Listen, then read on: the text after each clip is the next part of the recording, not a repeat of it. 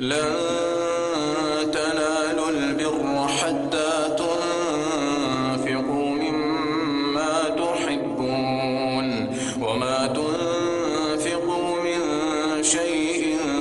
فإن الله به عليم. كل الطعام كان حلا لبني إسرائيل إلا ما حرم إسرائيل على نفسه من قبل أن تنزل التوراة. قل فأتوا بالتوراة فاتلوها إن كنتم صادقين.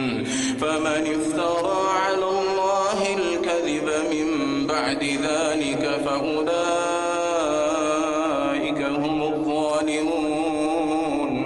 قل صدق الله فاتبعوا ملة إبراهيم حنيفا وما كان من المشركين. إن أول بيت وضع للناس للذي ببكة مباركا وهدى للعالمين. فيه آيات بينات مقام إبراهيم ومن دخله كان آمنا. ولله على الناس حج البيت من استطاع إليه سبيلا ومن كفر فإن الله غني عن العالمين. قل يا أهل الكتاب لم تكفرون بآيات الله والله شهيد على ما تعملون. قل يا أهل الكتاب لم تصدون عن سبيل الله من آمن تبغونها عوجا وأنتم شهداء وما الله بغافل عما تعملون. يا أيها الذين آمنوا إن تطيعوا فريقا من الذين أوتوا الكتاب يردوكم بعد إيمانكم كافرين. وكيف تكفرون وأنتم تتلى عليكم آيات الله وفيكم رسوله ومن يعتصم بالله فقد هدي إلى صراط مستقيم. يا أيها الذين آمنوا اتقوا الله حق تقاته ولا تموتن إلا وأنتم مسلمون. واعتصموا بحبل الله جميعا ولا تفرقوا. واذكروا نعمة الله عليكم إذ كنتم أعداء فألف بين قلوبكم فأصبحتم بنعمته إخوانا وكنتم على شفا حفرة من النار فأنقذكم منها. كذلك يبين الله لكم آياته لعلكم تهتدون. ولتكن منكم أمة يدعون إلى الخير ويأمرون بالمعروف وينهون عن المنكر وأولئك هم المفلحون. ولا تكونوا كالذين تفرقوا واختلفوا من بعد ما جاءهم البينات والله لا يهدي القوم الظالمين. ولا تكونوا كالذين تفرقوا واختلفوا من بعد ما جاءهم البينات وأولئك لهم عذاب عظيم. يوم تبيض وجوه وتسود وجوه. فأما الذين اسودت وجوههم أكفرتم بعد إيمانكم فذوقوا العذاب بما كنتم تكفرون. وأما الذين ابيضت وجوههم ففي رحمة الله هم فيها خالدون. تلك آيات الله نتلوها عليك بالحق وما الله يريد ظلما للعالمين. ولله ما في السماوات وما في الأرض وإلى الله ترجع الأمور. كنتم خير أمة أخرجت للناس تأمرون بالمعروف وتنهون عن المنكر وتؤمنون بالله. ولو آمن أهل الكتاب لكان خيرا لهم منهم المؤمنون وأكثرهم الفاسقون. لن يضروكم إلا أذى وإن يقاتلوكم يولوكم الأدبار ثم لا ينصرون. ضربت عليهم الذلة أينما ثقفوا إلا بحبل من الله وحبل من الناس وباءوا بغضب من الله وضربت عليهم المسكنة ذلك بأنهم كانوا يكفرون بآيات الله ويقتلون الأنبياء بغير حق ذلك بما عصوا وكانوا يعتدون. ليسوا سواء من أهل الكتاب أمة قائمة يتلون آيات الله آناء الليل وهم يسجدون. يؤمنون بالله واليوم الآخر ويأمرون بالمعروف وينهون عن المنكر ويسارعون في الخيرات وأولئك من الصالحين. وما يفعلوا من خير فلن يكفروه والله عليم بالمتقين. إن الذين كفروا لن تغني عنهم أموالهم ولا أولادهم من الله شيئا وأولئك أصحاب النار هم فيها خالدون. مثل ما ينفقون في هذه الحياة الدنيا كمثل ريح فيها سر أصابت حرث قوم ظلموا أنفسهم فأهلكت وما ظلمهم الله ولكن أنفسهم يظلمون. يا أيها الذين آمنوا لا تتخذوا بطانة من دونكم لا يألونكم خبالا ودوا ما عنتم قد بدت البغضاء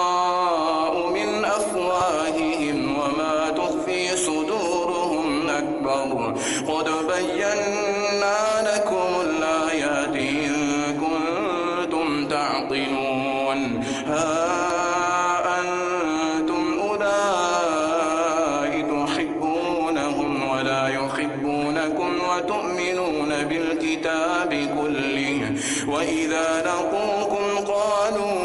آمنا وإذا خلوا عضوا عليكم الأنامل من الغيظ قل موتوا بغيظكم إن الله عليم بذات الصدور. إن تمسسكم حسنة تسؤهم وإن تصبكم سيئة يفرحوا بها وإن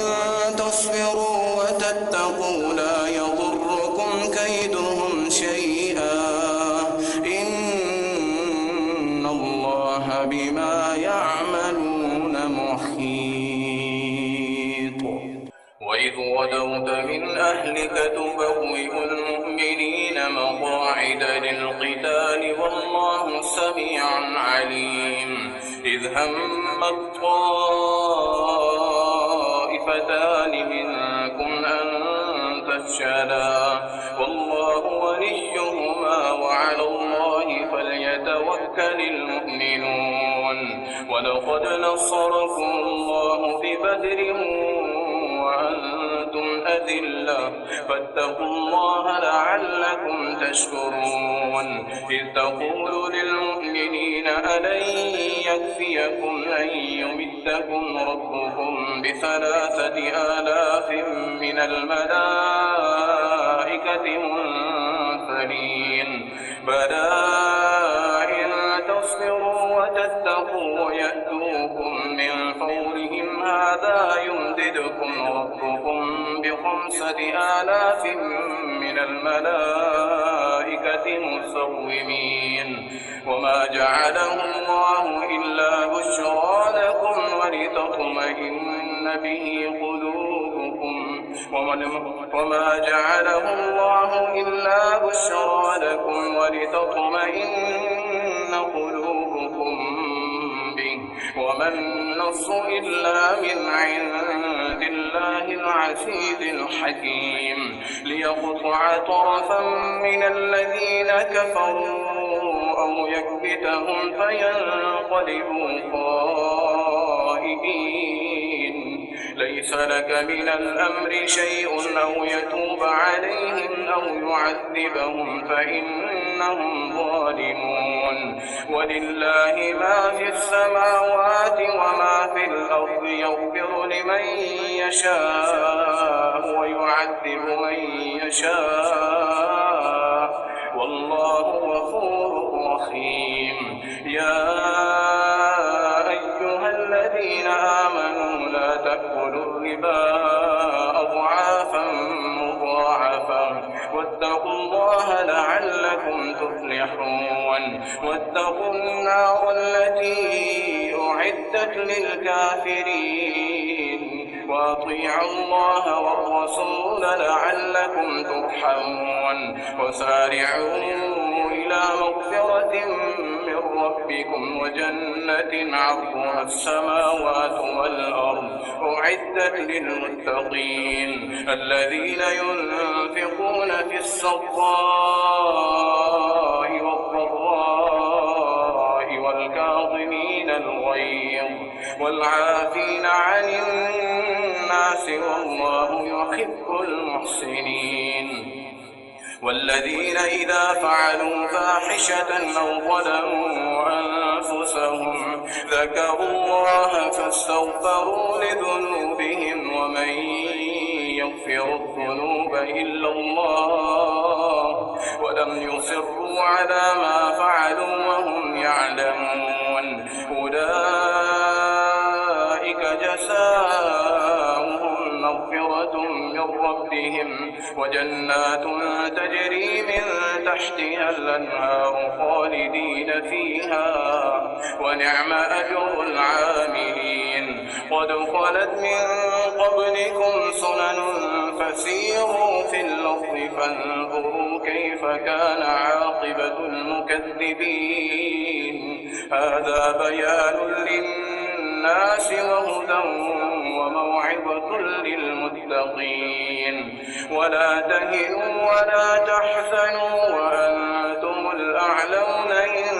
كنتم مؤمنين إن يمسسكم قرح فقد مس القوم قرح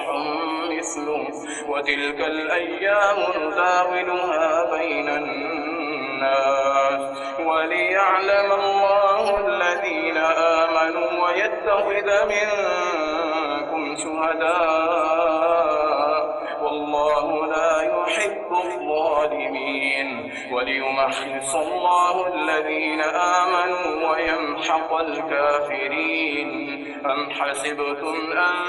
تدخلوا الجنة ولما يعلم الله الذين جاهدوا منكم ويعلم الصابرين ولقد كنتم تمنون الموت من قبل أن تلقوه فقد رأيتموه وأنتم تنظرون وما محمد إلا رسول قد خلت من قبله الرسل أفإن مات أو قتلا انقلبتم على أعقابكم ومن ينقلب على عقبيه فلن يضر الله شيئا وسيجزي الله الشاكرين وما كان لنفس أن تموت إلا بإذن الله كتابا مؤجلا ومن يرد ثواب الآخرة نؤته ومن يرد ثواب الدنيا نؤته منها ومن يرد ثواب الآخرة نؤته منها وسنجزي الشاكرين وكأين من نبي قاتل معه ربيون كثير فما وهنوا لما أصابهم في سبيل الله وما ضعفوا وما استكانوا والله يحب الصابرين وما كان قولهم إلا أن قالوا ربنا اغفر لنا ذنوبنا وإسرافنا في أمرنا وثبت أقدامنا وانصرنا على القوم الكافرين فآتاهم الله ثواب الدنيا وحسن ثواب الآخرة والله يحب المحسنين يا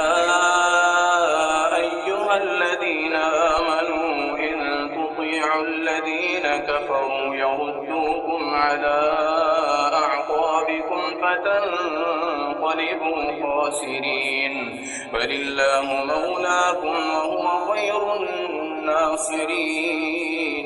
سنلقي في قلوب الذين كفروا الرعب بما أشركوا بالله ما لم ينزل به سلطانا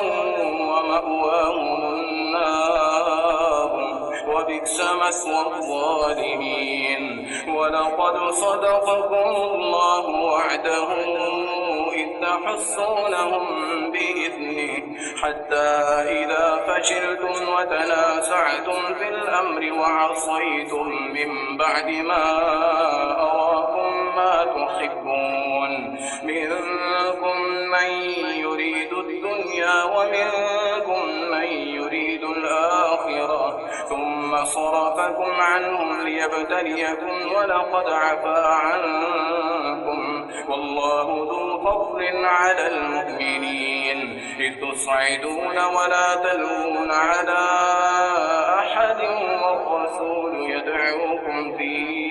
أخراكم فأثابكم غما بغم لكي لا تحزنوا على ما فاتكم ولا ما أصابكم والله خبير بما تعملون ثم أنزل عليكم من بعد الغم أمنة نعاسا يغشى طائفة منكم وطائفة قد أهمتهم أنفسهم يظنون بالله غير الحق ظن الجاهلية يقولون هل لنا من الأمر من شيء قل إن الأمر كله لله يخفون في أنفسهم ما لا يبدون لك يقولون لو كان لنا من الأمر شيء ما قتلنا هاهنا قل لو كنتم في بيوتكم لبرز الذين كتب عليهم القتل إلى مضاجعهم وليبتلي الله ما في صدوركم وليمحص ما في قلوبكم والله عليم بذات الصدور إن الذين تولوا منكم يوم التقى الجمعان إنما استزلهم الشيطان ببعض ما كسبوا ولقد عفى الله عنهم إن الله غفور حليم يا أيها الذين آمنوا لا تكونوا كالذين كفروا وقالوا لإخوانهم إذا ضربوا في الأرض أو كانوا غزا لو كانوا عندنا ما ماتوا وما قتلوا ليجعل الله ذلك حسرة في قلوبهم والله يحيي ويميت والله بما تعملون بصير ولئن قتلتم في سبيل الله أو متم لمغفرة من الله ورحمة خير مما يجمعون ولئن متم أو قتلتم لإلى الله تحشرون فبما رحمة من الله لنت لهم ولو كنت فظا غليظ القلب لانفضوا من حولك فاعف عنهم واستغفر لهم وشاورهم في الأمر فإذا عزمت فتوكل على الله إن الله يحب المتوكلين إن ينصركم الله فلا غالب لكم وإن يخذلكم فمن ذا الذي ينصركم من بعده وعلى الله فليتوكل المؤمنون وما كان لنبي أن يغل ومن يغل يأت بما غل يوم القيامة ثم توفى كل نفس ما كسبت وهم لا يظلمون أفمن اتبع رضوان الله كمن باء بسخط من الله ومأواه جهنم وبئس المصير هم درجات عند الله والله بصير بما يعملون لقد من الله على المؤمنين إذ بعث فيهم رسولا من أنفسهم يتلو عليهم آياته ويزكيهم ويعلمهم الكتاب والحكمة وإن كانوا من قبل لفي ضلال مبين أولما أصابتكم مصيبة قد أصبتم مثليها قلتم أن هذا قل هو من عند أنفسكم إن الله على كل شيء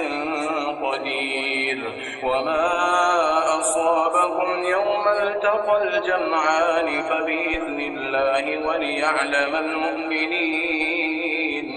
وليعلم الذين نافقوا وقيل لهم تعالوا قاتلوا في سبيل الله أو ادفعوا قالوا لو نعلم قتالا لاتبعناكم هم للكفر يومئذ أقرب منهم للإيمان يقولون بأفواههم ما ليس في قلوبهم والله أعلم بما يكتمون الذين قالوا لإخوانهم وقعدوا لو أطاعونا ما قتلوا قل فادرءوا عن أنفسكم الموت إن كنتم صادقين ولا تحسبن الذين قتلوا في سبيل الله أمواتا بل أحياء عند ربهم يرزقون فرحين بما آتاهم الله من فضله ويستبشرون بالذين لم يلحقوا بهم من خلفهم ألا خوف عليهم ولا هم يحزنون يستبشرون بنعمة من الله وفضل وأن الله لا يضيع أجر المؤمنين الذين استجابوا لله والرسول من بعد ما أصابهم القرح للذين أحسنوا منهم واتقوا أجر عظيم. الذين قال لهم الناس إن الناس قد جمعوا لكم فاخشوهم فزادهم إيمانا وقالوا حسبنا الله ونعم الوكيل. فانقلبوا بنعمة من الله وفضل لم يمسسهم سوء واتبعوا رضوان الله والله ذو فضل عظيم. إنما ذلكم الشيطان يخوف أولياءه فلا تخافوهم وخافون إن كنتم مؤمنين. ولا يحزنك الذين يسارعون في الكفر إنهم لن يضروا الله شيئا يريد الله ألا يجعل لهم حظا في الآخرة ولهم عذاب عظيم. إن الذين اشتروا الكفر بالإيمان لن يضروا الله شيئا ولهم عذاب أليم. ولا يحسبن الذين كفروا أنما نملي لهم خير لأنفسهم إنما نملي لهم ليزدادوا إثما ولهم عذاب مهين. ما كان الله ليذر المؤمنين على ما أنتم عليه حتى يميز الخبيث من الطيب وما كان الله ليطلعكم على الغيب ولكن الله يجتبي من رسله من يشاء. فآمنوا بالله ورسله وإن تؤمنوا وتتقوا فلكم أجر عظيم. ولا يحسبن الذين يبخلون بما آتاهم الله من فضله هو خيرا لهم بل هو شر لهم سيطوقون ما بخلوا به يوم القيامة ولله ميراث السماوات والأرض والله بما تعملون خبير. لقد سمع الله قول الذين قالوا إن الله فقير ونحن أغنياء فنكتب ما قالوا وقتلهم الأنبياء بغير حق ونقول ذوقوا عذاب الحريق ذلك بما قدمت أيديكم وأن الله ليس بظلام للعبيد. الذين قالوا إن الله عهد إلينا ألا نؤمن لرسول حتى يأتينا بقربان تأكله النار قل قد جاءكم رسل من قبلي بالبينات وبالذي قلتم فلم قتلتمهم إن كنتم صادقين. فإن كذبوك فقد كذب رسل من قبلك جاءوا بالبينات والزبر والكتاب المنير كل نفس ذائقة الموت وإنما توفون أجوركم يوم القيامة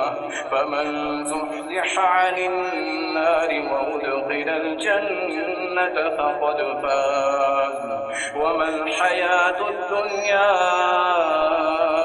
إلا متاع الغرور. لتبلغن في أموالكم وأنفسكم ولتسمعن من الذين أوتوا الكتاب من قبلكم ومن الذين أشركوا أذى كثيرا وإن تصبروا وتتقوا فإن ذلك من عزم الأمور. وإذ أخذ الله ميثاق الذين أوتوا الكتاب لتبيننه للناس ولا تكتمونه فنبذوه وراء ظهورهم واشتروا به ثمنا قليلا فبئس ما يشترون. لا تحسبن الذين يفرحون بما أتوا ويحبون أن يحمدوا بما لم يفعلوا فلا تحسبنهم بمفازة من العذاب ولهم عذاب أليم. ولله ملك السماوات والأرض والله على كل شيء قدير. إن في خلق السماوات والأرض واختلاف الليل والنهار لآيات لأولي الألباب الذين يذكرون الله قياما وقعودا وعلى جنوبهم ويتفكرون في خلق السماوات والأرض ربنا ما خلقت هذا باطلا سبحانك فقنا عذاب النار. ربنا إنك من تدخل النار فقد أخزيته وما للظالمين من أنصار. ربنا إننا سمعنا مناديا ينادي للإيمان أن آمنوا بربكم فآمنا ربنا فاغفر لنا ذنوبنا وكفر عنا سيئاتنا وتوفنا مع الأبرار. ربنا وآتنا ما وعدتنا على رسلك ولا تخزنا يوم القيامة إنك لا تخلف الميعاد. فاستجاب لهم ربهم أني لا أضيع عمل عامل منكم من ذكر أو أنثى بعضكم من بعض فالذين هاجروا وأخرجوا من ديارهم وأوذوا في سبيلي وقاتلوا وقتلوا لأكفرن عنهم سيئاتهم ولأدخلنهم جنات تجري من تحتها الأنهار ثوابا من عند الله والله عنده حسن الثواب. لا يغرنك تقلب الذين كفروا في البلاد متاع قليل ثم مأواهم جهنم وبئس المهاد. لكن الذين اتقوا ربهم لهم جنات تجري من تحتها الأنهار خالدين فيها نزلا من عند الله وما عند الله خير للأبرار. وإن من أهل الكتاب لمن يؤمن بالله وما أنزل إليكم وما أنزل إليهم خاشعين لله لا يشترون بآيات الله ثمنا قليلا أولئك لهم أجرهم عند ربهم إن الله سريع الحساب. يا أيها الذين آمنوا اصبروا وصابروا ورابطوا واتقوا الله لعلكم تفلحون.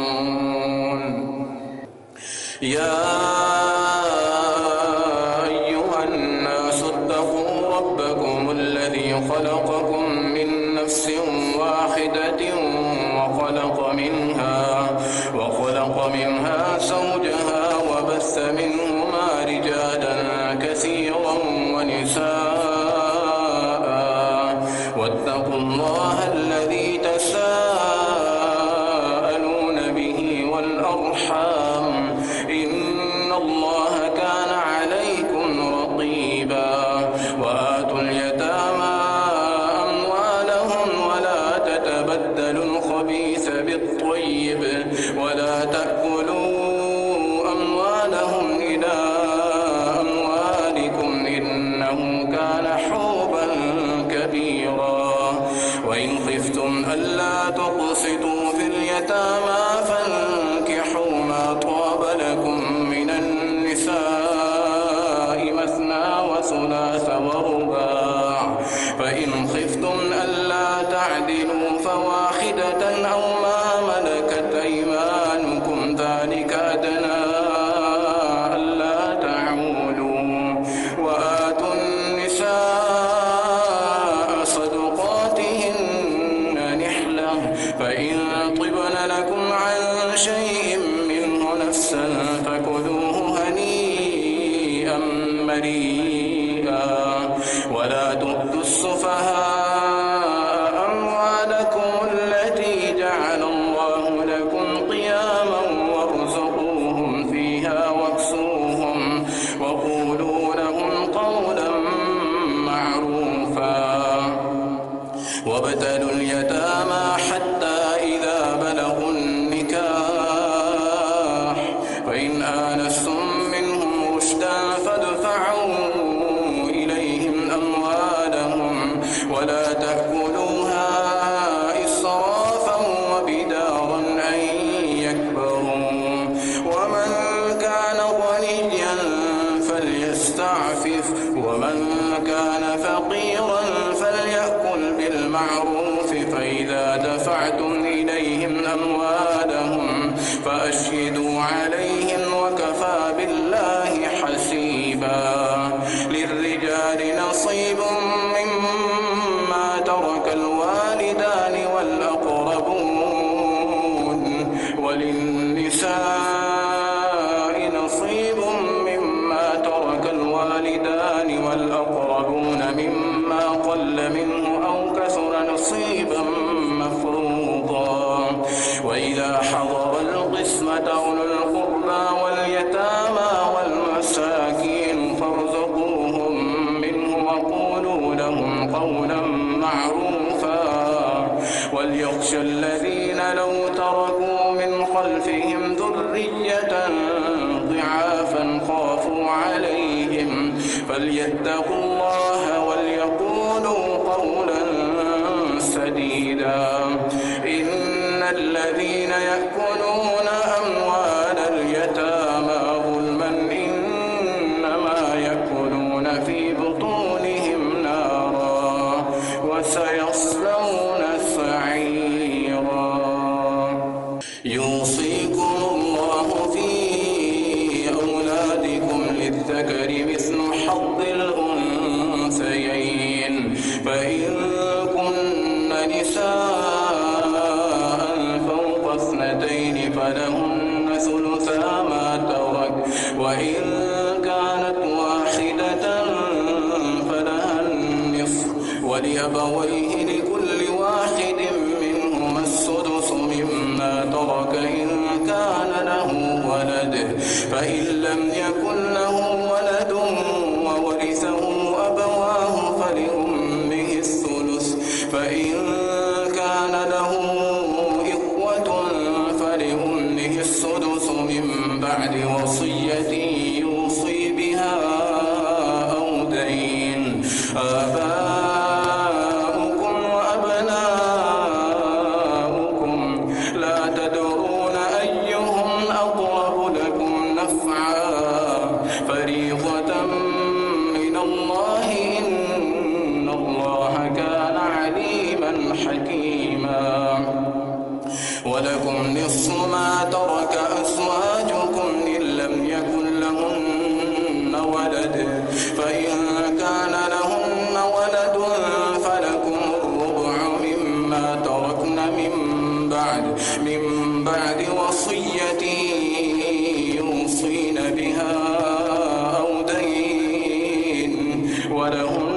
الربع مما تركتم إن لم يكن لكم ولد فإن كان لكم ولد فلهن الثمن مما تركتم من بعد وصية توصون بها أو دين وإن كان رجل يورث كلالة أو امرأة وله أخ أو أخت فلكل واحد منهما السدس فإن كانوا أكثر من ذلك فهم شركاء في الثلث من بعد وصية يوصى بها أو دين غير مضار وصية من الله والله عليم حليم تلك حدود الله ومن يطع الله ورسوله يدخله جنات تجري من تحتها الأنهار خالدين فيها وذلك الفوز العظيم ومن يعص الله ورسوله ويتعد حدوده يدخله نارا خالدا فيها وله عذاب مهين واللاتي يأتين الفاحشة من نسائكم فاستشهدوا عليهن 4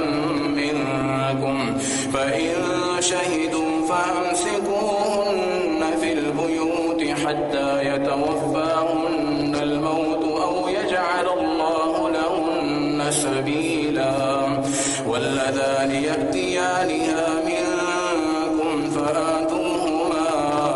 فإن تابا وأصلحا فأعرضوا عنهما إن الله كان توابا رحيما إنما التوبة على الله للذين يعملون السوء بجهالة ثم يتوبون من قريب فأولئك يتوب الله عليهم وكان الله عليما حكيما وليست التوبة للذين يعملون السيئات حتى إذا حضر أحدهم الموت قال إني تبت الآن ولا الذين يموتون وهم كفار أولئك أعتدنا لهم عذابا أليما يا أيها الذين آمنوا لا يحل لكم أن ترثوا النساء كرها ولا تعضلوهن لتذهبوا ببعض ما آتيتموهن إلا أن يأتين بفاحشة مبينة وعاشروهن بالمعروف فإن كرهتموهن فعسى أن تكرهوا شيئا ويجعل الله فيه خيرا كثيرا وإن أردتم استبدال زوج مكان زوج وآتيتم إحداهن قنطارا فلا تأخذوا منه شيئا أتأخذونه بهتانا وإثما مبينا وكيف تأخذونه وقد أفضى بعضكم إلى بعض وأخذن منكم ميثاقا غليظا ولا تنكحوا ما نكح آباؤكم من النساء إلا ما قد سلف إنه كان فاحشة ومقتا وساء سبيلا حرمت عليكم أمهاتكم وبناتكم وأخواتكم وعماتكم وخالاتكم وبنات الأخ وبنات الأخت وأمهات